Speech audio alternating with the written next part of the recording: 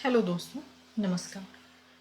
आज हम आपके लिए जनरल साइंस के प्रीवियस ईयर क्वेश्चन पेपर लेके आए हैं। तो ज़्यादा समय ना गवाते हुए चलिए शुरू करते हैं। पहला क्वेश्चन है, जब हम एक पानी से भरी एक बाल्टी को उठाते हैं तो वस्तु पर कार्यरत बल कौन सा होता है? यानी कि when we lift a bucket of water, the force acting on the object is। ठीक है, चलिए पहले हम ऑप्शन देख लेते हैं। फ्रिक्शनल फोर्स, घर्षण बल, मॉस्कुलर फोर्स, पेशीय बल, इलेक्ट्रोस्टैटिक फोर्स, स्थिर वैद्युत बल, मैग्नेटिक फोर्स, चुंबकीय बल। अब क्वेश्चन क्या बोल रहा है कि जब हम कोई बाल्टी जो कि पानी से भरी हुई है उसे उठाते हैं तो उस पर कौन सा बल लगता है। अब आप सबने कभी ना कभी घर में बाल्टी तो उठाई होगी, है ना? कभी ना कभी क्या अक्सर ही उठाई होगी। तो उस पर क्या है, अब आप ऑप्शन से ही समझ सकते हैं कि उसमें फ्रिक्शनल घर्षण तो होता नहीं है ना? ना ही वहाँ पे कोई विद्युत जनरेट होती है, ना ही कोई मैग्नेटिक फोर्स काम कर रहा होता है। तो ऑप्शन से ही क्लियर हो जाता है इसमें कि इस पे अपन का कौन सा बल काम कर रहा होगा, मॉस्कुलर फोर्स जो है वो काम कर रहा होगा। ठीक है, तो क्या होता है कि बहुत सारे क्वेश्चंस ऐसे आते हैं जिनमें आपको आंसर के लिए सोचना भी नहीं पड़ता है, जस्ट आपको ऑप्शंस पढ़ने हैं और उन ऑप्शंस से आपको एक जनरल लॉजिक लगाना है कि ये क्वेश्चन क्या कहना चाह रहा है और आंसर आपको खुद ब खुद उन ऑप्शंस में दिख जाएगा, जैसे कि ये क्वेश्चन था। ठीक है, चलिए अभी हम नेक्स्ट क्वेश्चन को देखते हैं। नेक्स्ट है, विच of the following is a vector borne disease? निम्नलिखित में से कौन सी बीमारी एक अप्रत्यक्ष रोग है? ठीक, अब ऑप्शन देखने के पहले सबसे पहले हमें क्वेश्चन को समझना चाहिए। यहाँ पे वेक्टर बॉर्न एक अलग ही शब्द दिख रहा है। ठीक, अब वेक्टर बॉर्न क्या होता है? वेक्टर बॉर्न वह डिसीज होती हैं, जैसे कि हमने आपके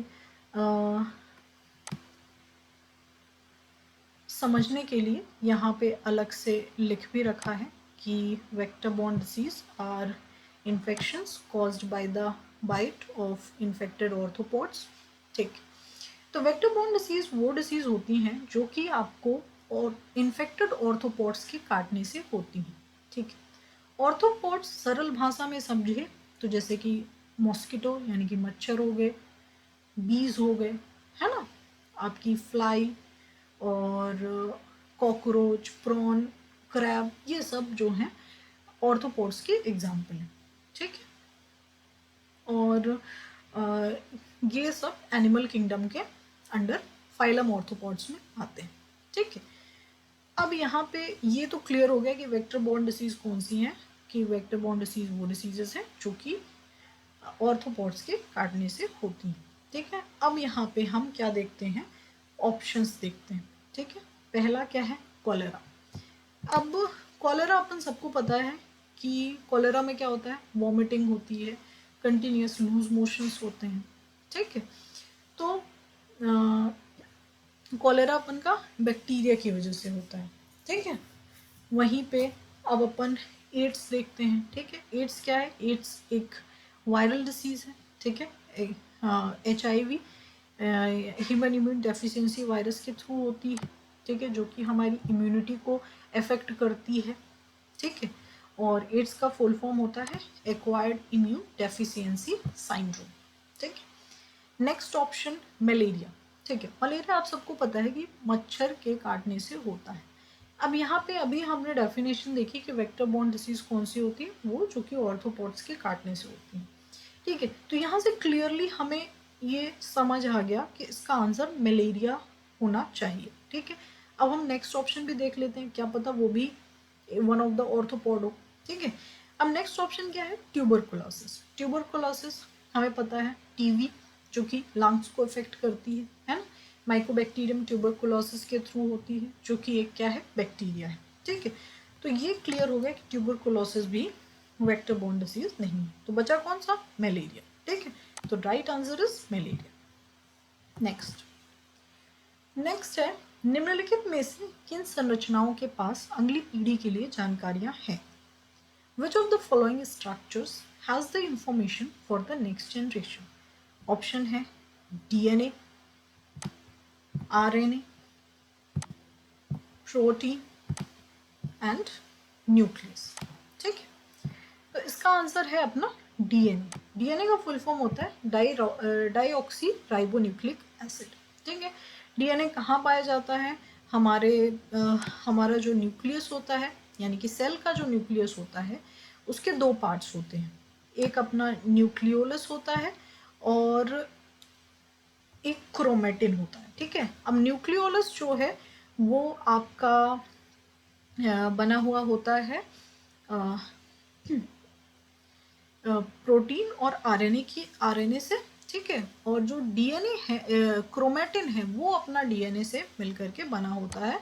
और डीएनए ही है जो कि जो इंफॉर्मेशन है, हमारी जेनेटिक इंफॉर्मेशन है, उसको from one generation to next generation carry करता है।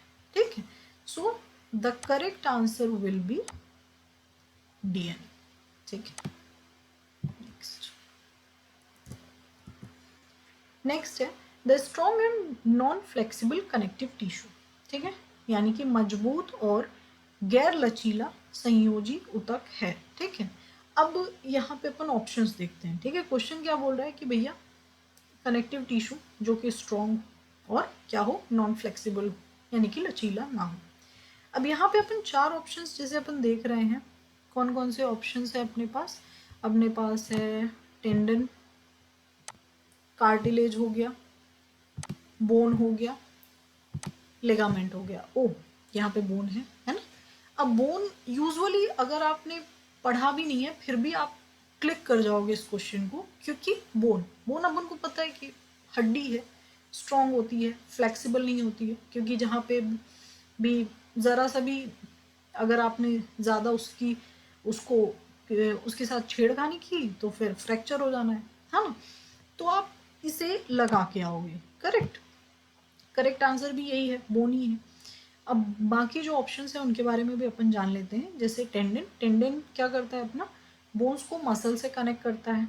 लिगामेंट बोन्स को बोन्स से कनेक्ट करता है।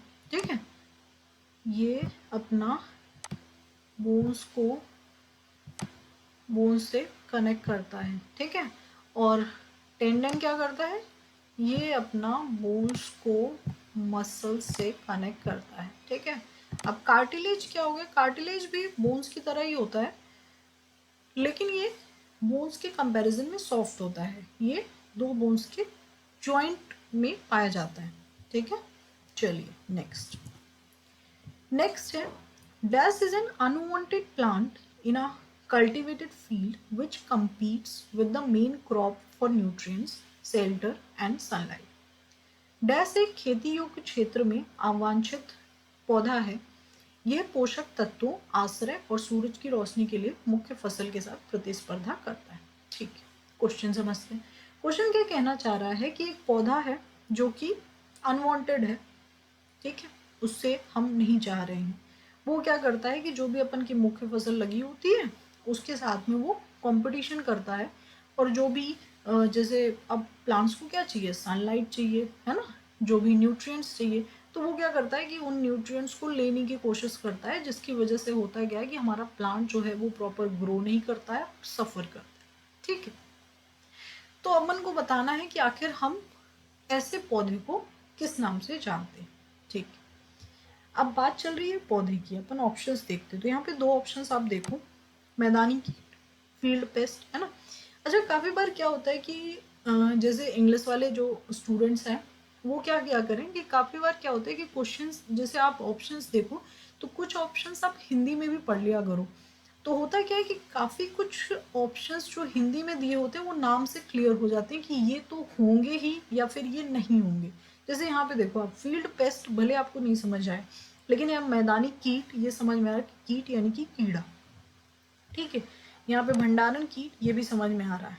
तो अपन बात पौधे की कर रहे हैं और यहाँ पे ऑप्शन कीट है, तो इन दोनों को तो अपन डायरेक्ट एलिमिनेट कर सकते हैं अगर अपन को इसके बारे में जानकारी नहीं भी है फिर भी। ठीक, अब फसल क्या है, क्रॉप, यानी कि अपन की मुख्य फसल होगी।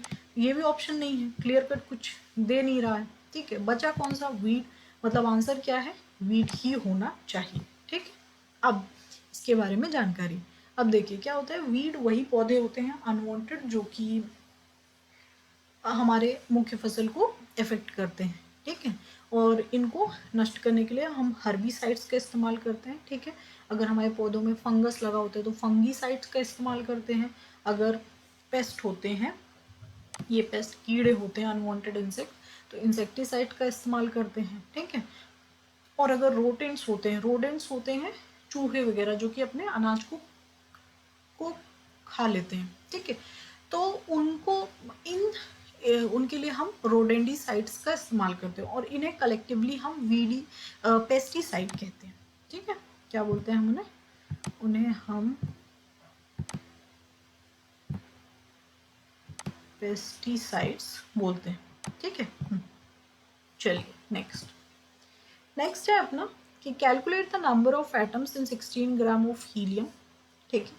हीलियम के 16 ग्राम में परमाणुओं की संख्या की गणना करनी है, ठीक है। एक न्यूमेरिकल क्वेश्चन है, तो अगर ऐसे क्वेश्चन आते हैं तो आपको बिल्कुल भी घबराना नहीं है, ठीक है।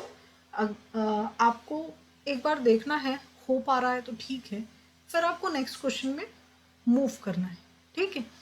क्योंकि अगर आप इसी में ही फंसे रह जाओगे तो पहला तो आपका टाइम बहुत ज़्यादा कंज्यूम हो पाएगा। तो जो क्वेश्चंस में आप अच्छा स्कोर कर सकते हो उनमें हो सकता है कि आप ना कर पाओ, ठीक है। और दूसरा ये कि हो सकता है कि आपको ये क्वेश्चन ना बने तो आपका कॉन्फिडेंस लूज हो जाए, ठीक है। तो बेहतर है कि अगर आपको कोई क्वेश्चन देख के ऐसा लग रहा है कि ये हमें डिफ़िकल्ट समझ आ रहा है तो उसको आप मार्क कर लो लास्ट के लिए, है ना। तो ताकि आप जो क्वेश्चंस आपको बन रहे हैं वो आप पहले कर लो, फिर उसके बाद जो रिमेनिंग आपको डिफ़िकल्ट हैं उन पे काम करो, तो आप बेहतर स्कोर कर पाओगे, ठीक। चलिए इस क्वेश्चन पे आते हैं, है ना। अब इसमें क्या करना है हमें कि हीलियम के 16 ग्राम में हमें नंबर ऑफ एटम्स निकालने हैं, ठीक है। ये क्वेश्चन सिंपल है अगर आपको उसकी टेक्निक पता हो तो, ठीक। चलिए देखिए, अब हमें पता है कि 1 mole is equals to atomic mass होता है, ठीक है। And 1 mole is equals to 6.022 into 10⁻23 होता है, जो कि एवोगैड्रो नंबर है, ठीक है। अब since 1 mole is equals to इतना और 1 मोल इज इक्वल्स टू इतना, तो ये दोनों भी आपस में बराबर हुए, है ना। तो अपन क्या कर दिए, atomic mass is equals to Avogadro number कर दिए, ठीक है। तो यहाँ पे अब कितने का निकालना है, 16 ग्राम का निकालना है, तो दिस मल्टीप्लाइड बाई 16, ठीक। और क्या किया अपन ने, चूंकि एटॉमिक मास क्या होता है हीलियम का 4, तो ये 4 अपना डिवाइड में आ गया, ठीक है। और 4 डिवाइडेड 16 ये आ गया 4, एंड 4 इंटू 6.022 ये आ गया अपना 24.09 इंटू 10⁻23 एटम्स। तो ये आ गया अपना आंसर। चलिए नेक्स्ट क्वेश्चन है अपना कि एक परमाणु के नाभिक की खोज इनके द्वारा की गई। The nucleus of an atom was discovered by, ठीक। अब ऑप्शंस देखते हैं, ठीक है। J Thomson's experiment, Chadwick's experiment, Rutherford gold foil experiment, Millikan's oil drop experiment, ठीक है। अब देखिए जे थॉमसन अपन को पता है इनने क्या किया, इलेक्ट्रॉन की खोज की, ठीक है। ये तो पता ही है कि एटम के 3 मेन एलिमेंट्स हैं, ठीक है। कौन कौन से, प्रोटॉन हो गया, न्यूट्रॉन हो गया और इलेक्ट्रॉन हो गया, ठीक है। ये हो गया अपना इलेक्ट्रॉन, ठीक है, एंड न्यूक्लियस, ठीक है। प्रोटॉन की डिस्कवरी किसने की, ई गोल्डस्टीन ने, ठीक है। न्यूट्रॉन की किसने की, न्यूट्रॉन की अपन की चैडविक ने की, ठीक है। एंड इलेक्ट्रॉन की किसने की, जे थॉमसन, ठीक है।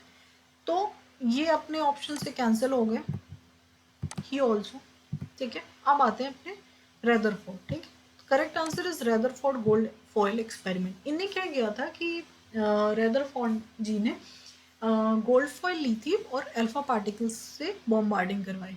तो उनको समझ आया कि कुछ अल्फा पार्टिकल्स जो हैं वो साइड से निकल गए, है ना, कुछ ने हिट ही नहीं किया गोल्ड फॉइल को, ठीक है, और कुछ पार्टिकल्स जो हैं सेंटर में जाके वो जाके वापस से रिटर्न आए, ठीक है। तो उससे उन्हें समझ में आया कि जो एटम का मास है वो सेंटर में लाई करता है, ठीक है, और जिसे उन्हें न्यूक्लियस नाम दिया, ठीक।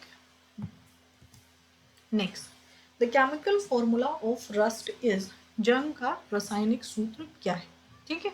तो जंग कब लगता है भाई, जब अपना जब आयरन यानी कि लोहा उसको आप खुला छोड़ दो, ठीक है, तो ऑक्सीजन के साथ रिएक्ट करता है मॉइस्ट कंडीशन में, ठीक है। तो इसके ऑप्शन देखिए, अगर अपन ऑप्शंस देखें तो FeCl2, ठीक है। अब क्लोरीन यहाँ पे अपन ने देखा तो इसका कोई लेना देना नहीं है, ठीक है, तो ये अपन हटा सकते हैं। अब बचते हैं ये 3 ऑप्शंस जिसमें हमें दिख रहा है कि हाँ ये आयरन है एंड ऑक्सीजन है, ठीक है। तो इस तरह से हम एलिमिनेशन कर सकते हैं, है ना। इसमें जो करेक्ट आंसर है वो है Fe2O3 आयरन ऑक्साइड्स, ठीक है। नेक्स्ट है, the length of a match box is measured by placing it on the metre scale, ठीक है। If one end is on 25.7 centimeter and the other end is on 29.2 centimeter, then the actual length of the matchbox is, एक माचिस की डिबिया है, ठीक है, उसकी लंबाई मीटर के पैमाने पर रखकर मापी जाती है, ठीक है। यदि एक सिरा, मतलब उसका एक पॉइंट किस पे है 25.7 सेंटीमीटर पे है और एक पॉइंट किस पे है 29.2 सेंटीमीटर पे है, ठीक। तो हमें बताना है कि जो माचिस की डिबिया है उसकी वास्तविक लंबाई कितनी है, ठीक है। सीधा सवाल है, बस समझने का है। अगर आप सवाल समझ जाते हो तो आधा काम तो आपका वहीं पे हो जाता है, ठीक है। तो यहाँ पे एक पॉइंट दिया है 29.2 सेंटीमीटर, ठीक है, दूसरा पॉइंट दिया है 25.7 सेंटीमीटर, ठीक है। अब ये एक माचिस की डिबिया हो गई सपोज, इसका एक पॉइंट दिया है, ये सपोज 25 दिया है, ठीक है, और ये उसका दूसरा पॉइंट है जो कि कितना दिया है 29 दिया हुआ है, ठीक है। अब ये आप आसानी से निकाल सकते हो कि अगर आप इससे इसको माइनस कर दो, है ना, 29 में से 25 को अगर आप माइनस कर देते हो तो कैलकुलेट हो जाना है कि कितनी लेंथ है माचिस की, है ना, कितना होगा 29 में से 25 गए तो कितना आएगा, पॉइंट में वैल्यूज हैं अपनी 29.2 एंड 25.7, कितना आएगा 3.5 centimetre. So the correct answer will B 3.5 centimetre, ठीक है। अच्छा, ऐसे क्वेश्चंस आपको दिखने में भले डिफिकल्ट लगे, दिखने में आपको डिफिकल्ट लगेंगे क्योंकि आपको लगेगा कि न्यूमेरिकल है कैसे करेंगे, है ना, लेकिन अगर आप थोड़ा सा सवाल को पढ़ो समझो, अगर आपको सवाल समझ में आ गया तो क्वेश्चन आप आसानी से कर सकते हो क्योंकि वो सवाल बहुत ही आसान रहते हैं, बस समझना होता है, ठीक। Next, the houses having outer walls made with hollow bricks will, अब खोखली ईंटों से बनी बाहरी दीवारों वाले घर कैसे होंगे, ये सिंपल सा क्वेश्चन है। बी चीपर, सस्ते होंगे।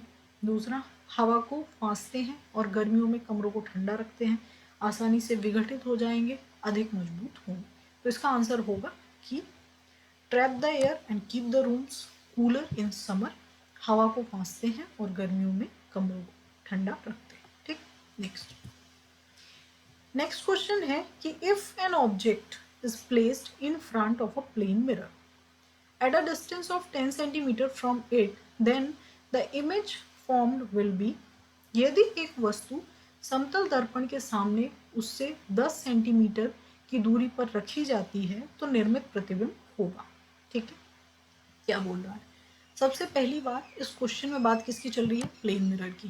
क्या होता है प्लेन मिरर, प्लेन मिरर वह होता है जिसमें जो इमेज है अपनी वो कैसी है, प्लेन मिरर अपन जो घर में इस्तेमाल करते हैं प्लेन मिरर रहते हैं, ठीक है, उनमें कैसी इमेज बनती है, वर्चुअल इमेज बनती है, वर्चुअल इमेज का फॉर्मेशन होता है, ठीक है। और वो क्या होती है, लेटरली इन्वर्टेड होती है, ठीक है। लेटरली इन्वर्टेड का मतलब होता है कि राइट का लेफ्ट आपको दिखेगा एंड लेफ्ट का राइट, ठीक है। लेफ्ट एंड राइट का इन्वर्जन ही अपन का क्या कहलाता है, लेटरली इन्वर्जन, ठीक है।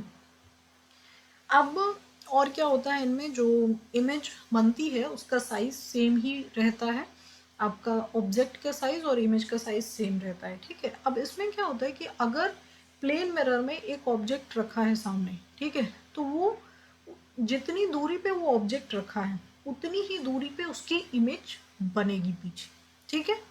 तो अब यहाँ पे क्वेश्चन समझिए, क्या बोल रहा है कि यदि एक वस्तु समतल दर्पण के सामने उससे 10 सेंटीमीटर की दूरी पर रखा जाता है, ठीक है। एक कोई वस्तु है, एक समतल मिरर है, उसके सामने क्या रखा गया, 10 सेंटीमीटर पे ऑब्जेक्ट रखा गया, ठीक है। तो उसकी इमेज सेम डिस्टेंस पे बनती है, मतलब कितने पे बनेगी, 10 सेंटीमीटर पे ही बनेगी, और कहाँ पे बनेगी, पीछे बनेगी, ठीक। तो the correct answer will B 10 centimetre behind the object, वस्तु के पीछे 10 सेंटीमीटर पे इमेज बनेगी, ठीक है। तो करेक्ट आंसर क्या हो जाएगा, ऑप्शन थर्ड। नेक्स्ट है, yeast is used for commercial production of alcohol and wine, to which category of micro organism does it belong. खमीर का उपयोग एल्कोहल और वाइन के व्यावसायिक उत्पादन के लिए किया जाता है, ठीक है। सूक्ष्म जीवी की ये किस श्रेणी में आता है, ठीक।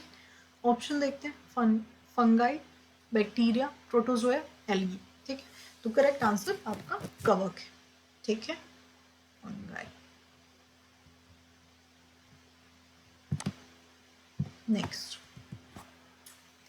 नेक्स्ट क्वेश्चन है, an electric bell is placed inside a bell jar which is closed airtight.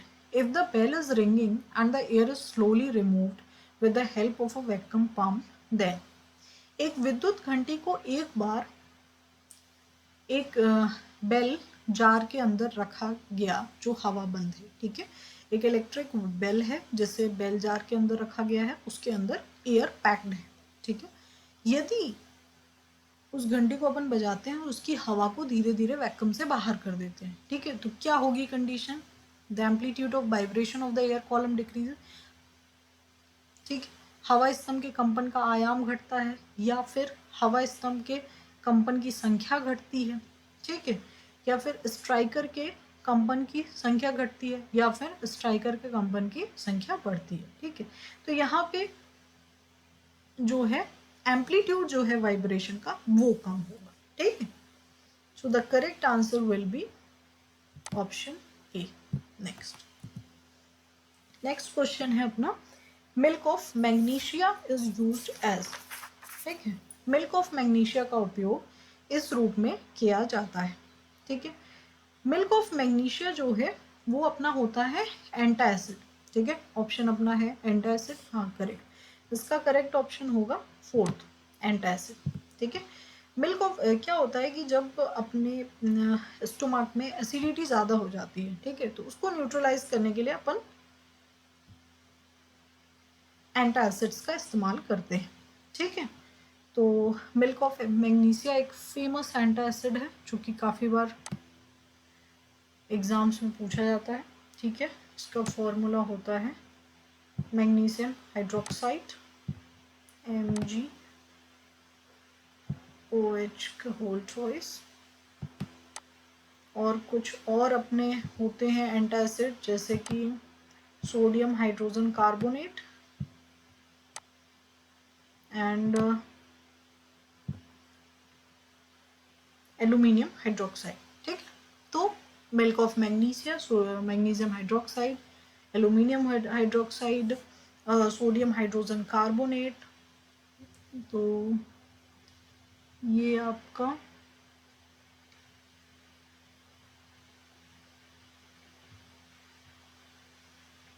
ये रहा, ठीक है। तो this is sodium hydrogen carbonate, ठीक है, एक ये एंटासिड हो गया, एक अपन का रहता है एल्यूमिनियम हाइड्रोक्साइड, ठीक है। These are the three examples of antacids। ये काफ़ी बार क्वेश्चन आ चुका है आपका व्यापम के एग्ज़ाम्स, MPPSC, ठीक है, ये क्वेश्चन रिपीट होता ही रहते हैं, सो ये आपको बिल्कुल ध्यान में रखना चाहिए, ठीक है। Next, in the earthquake zone the type of buildings which give more safety are, ठीक है, भूकंप क्षेत्र में किस प्रकार की इमारतें अधिक सुरक्षा प्रदान करती हैं, ठीक है। तो अपने ऑप्शंस हैं earthquake proof building, multi storied buildings, buildings made of clay and mud, buildings made of glass and bricks, ठीक है। तो इसमें जैसे अपना पहला ऑप्शन ये है कि भूकंप रोधी इमारतें, है ना, अगर कोई इमारत भूकंप रोधी है तो सबसे ज्यादा सुरक्षा वही प्रदान करेगी, ठीक है। तो करेक्ट आंसर क्या हो जाएगा, अर्थक्वेक प्रूफ बिल्डिंग्स, यानी कि भूकंप रोधी इमारतें। Next, which of the following is a chemical change, इनमें से रासायनिक परिवर्तन क्या होता है, ठीक है। केमिकल चेंज यानी कि किसी भी सब्सटेंस की, किसी भी मैटर की प्रॉपर्टीज ही चेंज हो जाना, ठीक है, जो वापस से वो रीगेन ना कर पाए। जैसे अब इसमें ऑप्शंस अपन देखते हैं, evaporation of sea water to get salt, यानी कि नमक प्राप्त करने के लिए समुद्र के पानी का वाष्पीकरण, अगर अपन एवापोरेशन करेंगे, वाष्पीकरण, तो वो वापस से पानी बन सकता है, ठीक है, तो इसमें केमिकल चेंज नहीं है, ठीक है। फिर बर्निंग ऑफ मीथेन, है ना, फिर है सब्लिमेशन ऑफ कैम्फर, है ना, कैम्फर यानी कि कपूर का सब्लिमेशन, अब उनको पता है सब्लिमेशन क्या होता है, सॉलिड से direct gas and gas conversion जो होता है वो होता है सब्लिमेशन, ठीक है। डिजॉल्विंग शुगर इन कॉफी, ठीक है। तो अब इसमें अपन को ऑप्शन से ही क्लियर हो रहा है कि burning of methane is a chemical change and all the other are physical changes, ठीक है। Okay, next, which of the following testers is less sensitive, ठीक है, इनमें से कौन सा टेस्टर लेस सेंसिटिव है, ठीक है। अ tester in which LED is used, ठीक है। अ tester in which a magnetic compass is used, a tester in which high volt heating filament is used, ठीक है। अ tester in which low what bulb is used, ठीक है। So correct answer क्या हो जाएगा कि एक टेस्टर जिसमें उच्च वाट तापन तंतु यानी कि high what heating filament use है, वही अपना लेस सेंसिटिव होगा, ठीक। नेक्स्ट, नेक्स्ट है अपना green plants use which of the following to prepare food, ठीक है। जो अपने हरे पौधे होते हैं वो भोजन तैयार करने के लिए किसका उपयोग करते हैं, ठीक है। तो अपन को पता है कि जो ग्रीन प्लांट्स है वो फोटोसिंथेसिस प्रोसेस के थ्रू अपना फूड प्रिपेयर करते हैं, किसमें, ऑक्सीजन, ऑक्सीजन लगती है क्या, नहीं ना, ठीक है। तो the correct answer will B, क्या क्या क्या रिक्वायर्ड होती है उनको, कार्बन डाइऑक्साइड लगता है, करेक्ट, हाँ लगता है। अब अपन ऑप्शन से देखते हैं, जैसे कार्बन डाइऑक्साइड हाँ लगता है ना, नाइट्रेट नहीं, तो ये नहीं होगा, ठीक है। कार्बन डाइऑक्साइड करेक्ट, वाटर हाँ बिल्कुल लगता है ना, मिनरल्स हाँ ज़रूरी रहते हैं, sunlight correct. So the correct option will be answer number, option number second, carbon dioxide, water, minerals and sunlight, ठीक है। तो आज के लिए अपन यही ख़त्म करते हैं, मिलते हैं नेक्स्ट वीडियो में, और भी प्रीवियस ईयर क्वेश्चन पेपर लेके हम आएंगे, है ना। अगर आपको ये वीडियो अच्छा लगता है तो प्लीज़ लाइक करें, शेयर करें एंड सब्सक्राइब करें। और जैसे कि कल 15 है, कल से जो है पटवारी एग्ज़ाम्स चालू होने हैं, तो आप लोग बिल्कुल भी घबराएं नहीं, क्योंकि सबसे इम्पोर्टेंट क्या है कि आप पेपर के दौरान कैसा परफॉर्म करते हो, आपने चाहे कितनी भी तैयारी की हो, अगर आप पेपर में अच्छा परफॉर्म नहीं करते हो तो वो तैयारी वेस्ट हो जाती है ना। तो अपने माइंड को बहुत ही कंपोज काम रखिए और पेपर पूरा फुल फोकस आप अपने पेपर पे रखिए, है ना। क्वेश्चंस को प्रॉपरली रीड करिए, उनके ऑप्शंस को प्रॉपरली रीड करिए, कहाँ पे आपको क्लू मिल रहे हैं वो क्लू आपको पकड़ने हैं, क्योंकि आंसर तो आपका क्वेश्चन में ही है। ऑप्शंस जो हैं 4, उन्हीं में से कोई एक है, बस कौन सा है ये आपको पकड़ना होता है ना। सो बेस्ट ऑफ लक आपके पेपर के लिए, घबराइए नहीं और बढ़िया से पेपर करिए। धन्यवाद।